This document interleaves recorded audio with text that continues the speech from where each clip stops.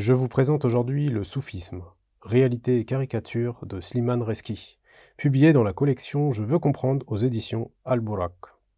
Ce livre propose de revenir à l'essence de la voie soufie, à ce qui fonde sa présence dans l'islam et à ce qui distingue sa réalité de tout ce qui a pu en déformer l'image.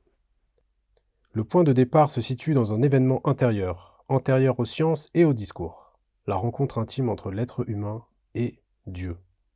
Cette rencontre n'est pas un concept, elle est un état vécu dans lequel l'homme prend conscience que la perception juste de l'existence ne se fait pas depuis lui-même, mais par Dieu. C'est à partir de cette expérience originelle que se déploie tout le chemin spirituel.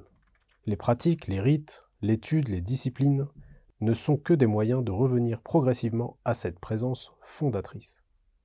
Le livre explore ensuite l'origine de la voie. Le mot soufisme est ancien, ses interprétations nombreuses, mais son enracinement est plus profond que son étymologie. Bien avant que le terme ne circule, existaient déjà des hommes et des femmes dont la vie religieuse était structurée par l'orientation intérieure, la vigilance spirituelle et la transmission directe depuis les premiers temps de l'islam. Ce que nous appelons soufisme n'est donc pas une construction tardive, c'est la prolongation de la dimension intérieure de la voie prophétique. Une distinction essentielle est ensuite exposée, celle entre l'exotérisme et l'ésotérisme. Tous deux reposent sur le Coran et la Sunna, mais ils n'occupent pas la même fonction. L'un se consacre aux actes, ce qu'il faut faire, comment le faire, ce qui est autorisé ou interdit. L'autre se consacre à Dieu lui-même, à la présence, à la sincérité, à l'intention, à la vérité intérieure des actes. L'un étudie les décrets divins, l'autre se tourne vers celui qui décrète. Ces deux dimensions ne s'opposent pas, elles se complètent et se hiérarchisent. La voie est ensuite décrite dans sa réalité vécue.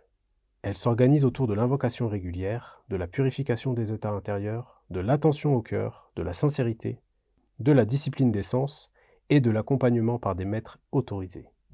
Cette transmission vivante constitue la chaîne initiatique qui remonte au prophète paix sur lui. Sans elle, aucune voie n'est reconnue. C'est par cette continuité que se conservent les pratiques fondatrices, la retraite spirituelle, les assemblées d'invocation, l'écoute poétique, les exercices de maîtrise intérieure et les stations décrites par les premiers maîtres. Le texte rappelle également que la voie soufie a été, au fil des siècles, reconnue par de nombreux savants. Les critiques adressées à certains groupes n'ont jamais visé la voie en elle-même, mais les dérives, les contrefaçons, les pratiques étrangères à la tradition. À travers l'histoire, les véritables maîtres n'ont cessé de rappeler que tout état spirituel doit être conforme à la révélation, et que toute prétention qui contredit la loi est illégitime. Enfin, l'ouvrage souligne que le soufisme demeure une réalité vivante. Il ne s'agit pas d'un héritage figé ni d'un souvenir du passé, mais d'une présence qui traverse les époques. La tradition prophétique rapporte que des hommes éclairés, détenteurs des vertus d'Abraham, subsistent en tout temps au sein de la communauté. Cette continuité affirme que la voie intérieure n'a jamais disparu et qu'elle reste ouverte à ceux qui cherchent la proximité de Dieu. Ainsi se dessine un tableau clair. Le soufisme est la dimension intérieure de l'islam, enracinée dès l'origine, structurée par la transmission, fidèle au Coran et à la Sunna et orientée vers Dieu comme finalité unique. Merci pour votre écoute et à très bientôt pour un prochain épisode.